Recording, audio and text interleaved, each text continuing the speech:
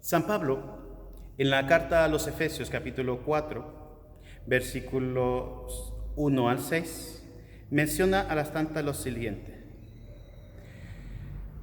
os ruego que andéis como pide la vocación a la que habéis sido llamados. La vocación a la que hemos sido llamados. Ojo, ¿cuál es esa vocación a la que hemos sido llamados? Sed siempre humildes y amables, comprensivos, sobrellevaos mutuamente con amor, esforzaos por mantener la unidad del Espíritu con el vínculo de la paz. Un solo cuerpo, un solo Espíritu, una sola es la meta de la esperanza en la vocación a la que habéis sido convocados. Un Señor, una fe, un bautismo, un Dios, Padre, que lo trasciende todo, lo penetra todo y lo invade todo. Palabra de Dios. Ahora bien, ¿cuántas veces nosotros hemos desquebrajado esta unidad de la iglesia? ¿Cuántas veces hemos asesinado este convivio? Ya hemos hablado de las críticas a los sacerdotes. Ya hemos hablado del escándalo a los fieles, del escándalo a los niños y la muerte de la inocencia. Ahora bien, voy a poner una más, hermanos. ¿Cuántas veces nos hemos dividido, incluso en la familia, padre contra hijo, hijo contra madre, etcétera, etcétera, por un pinche partido de fútbol, por una pizza, por un partido político? Y hasta sacerdotes lastimosamente caen en esto, porque muchos de ellos se atreven a decir voten por fulano.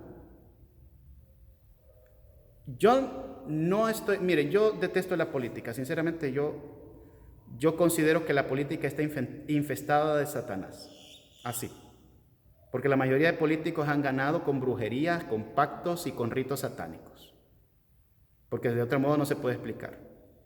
Esa gente no viene a la iglesia, esa gente combate la iglesia, esa gente promueve leyes contrarias a la ley de Dios, y la gente se queda callada como que no pasa nada. Han permitido que los líderes políticos se vuelvan en dictadores, diciéndole qué es lo que tienen que hacer, cuándo y cómo lo tienen que hacer.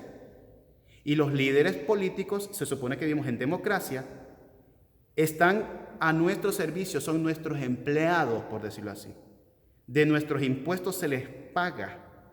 Y digo de impuestos porque yo también pago. Sí, hermano.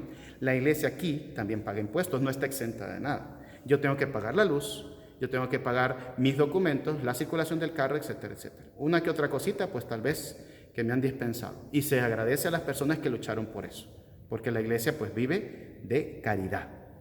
La iglesia vive de lo que aporten los fieles, y es una manera de hacerlo. Pero imagínense, me quedan exentos de la tasa de impuesto por lo del templo. Pero las municipalidades, los gobernaturatos, las prefecturas, como quieran decirlo, pues se echan buen dinero cada feria patronal por el turismo, por lo que promueve. Carnavales, coronaciones de reinas, conciertos, chupa, porque en todo eso hay mucho licor, mucha cerveza, mucho pecado, juegos de azar, etcétera, etcétera, etcétera. Y eso nunca viene a dar aquí, jamás. Y si es posible, pues hay dificultades. Ese es el problema cuando a veces algunos sacerdotes se quedan con algunas migajas porque le pagan al vigilante, porque le pagan al sacristán, porque le pagan la luz, y después les obligan a quedarse callados para que no digan ni hagan nada y los dejen hacer y dejar pasar. Pero esto genera división, hermano. Por eso no debemos pelearnos por ningún político. Debemos denunciar a aquel político que promueve el aborto, que promueve la homosexualidad, que promueve el robo, que promueve la inmoralidad, aquel corrupto. ¿Cómo es posible que vamos a estar nosotros reeligiendo a una persona que es un ladrón? Vamos a elegir una persona que sabemos que tiene antecedentes penales, que es una cosa pública. O sea, de repente pues ya se salió de eso, ya salió de ese proceso, pero hay otros que están en proceso y les hacen un no sé qué para que pase. ¿Cómo es posible que defendamos eso y nos peleemos por eso? ¿Cómo es posible que nos peleemos por un jugador de fútbol que esté mejor, que aquel partido, que tal equipo, que tal otro, que tal selección de tal país, que tal otra, y al grado de hacer verdaderos pleitos, incluso hasta muertos? Y ahí ustedes tienen, por ejemplo, el asunto de los hooligans en Inglaterra, que hasta les han prohibido ir a algunos mundiales. ¿Cómo es posible que nosotros peleemos por cosas que no valen la pena? Hay una sola cosa por la cual no debemos dejar nunca de pelear y defender. Porque dice que hay que tratar de mantener el vínculo de la paz. Pero nosotros matamos ese convivio. Porque de repente nosotros vamos diciendo, sí, mira, fíjate que me di cuenta que la hermana fulana, que el hermano fulano, que la monja tal, que el padre tal, fíjate qué buena gente es. Ay, pero vos no sabes tal cosa. Ahí estamos matando ese convivio de fe, de armonía. De repente, pues aquella persona tiene un carácter pues que no nos agrada. Es normal, es normal. Pero no vamos a llegar al grado de decir que nos cae mal y que no queremos ningún trato con esa persona. Tenemos que esforzarnos por mantener la unidad de la iglesia. No estoy de acuerdo con lo que el otro hace, porque no lo estoy haciendo yo, pero lo que el otro está haciendo y promoviendo es bueno. Él quiere, no sé, construir un templo, restaurar un templo, montar un aula de catequesis, llevar adelante una procesión. Buenísimo, excelente. Que quiere difundir el resto del rosario, que quiere que haya más adoración al Santísimo, que quiere que todos se confiesen. ¡Excelente! ¿Por qué lo voy a atacar? ¿No te das cuenta que el diablo te usa para romper este vínculo de unidad de la iglesia? Que no nos divida nada de eso, hermanos. No vale la pena pelear por la basura de este mundo, como dice San Pablo. Solo vale la pena pelear por Cristo, porque esa enemistad sí es puesta desde el inicio. Génesis 3:15. Enemistades pondré entre ti y la mujer, entre tu descendencia y la suya.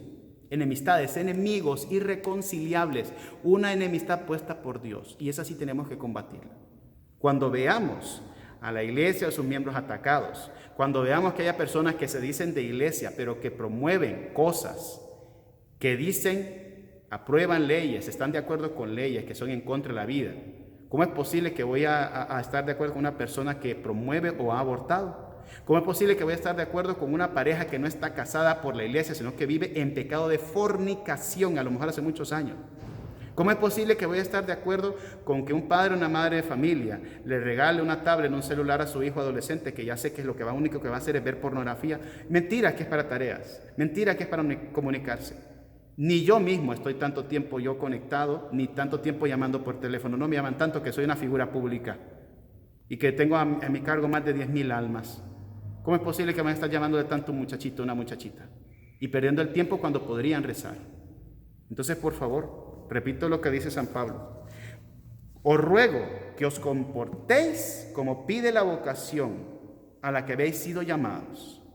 Esforzaos en mantener la unidad del Espíritu Santo, no del espíritu del mal, con el vínculo de la paz.